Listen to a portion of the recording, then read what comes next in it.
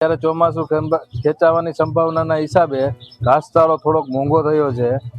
એમાં રાહતના સમાચાર એવા છે કે સરકારે જો વરસાદ ખેંચાય તો 11 ડેમ અને 300 તળાવડા ભરવાની આગાહી કરી છે અને તે છતાં પશુપાલકો માટે ઘાસચારાની વ્યવસ્થા કરી દેવાની એવી વાત કરેલી છે.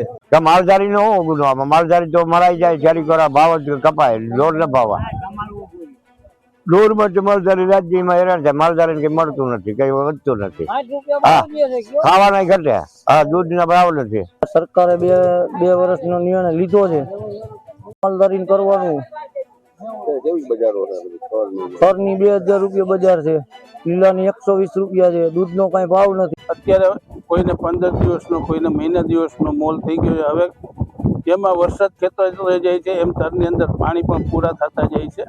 અને જે આ કેનાલ જે 10-12 દિવસથી આવી છે તો કેનાલના પાણીથી જે તે કાંઈ વાવેતર થાય એમ કરી દીધું છે. કેનાલ કેટલા દિવસ ચાલે એ કાંઈ નક્કી નથી. પણ જો આ વરસાદ ખેંચાય 10 જુલાઈની આસપાસ જો વરસાદ થાય કે ના થાય તો આ ખેડૂતનો મોલ વાવેલો છે એ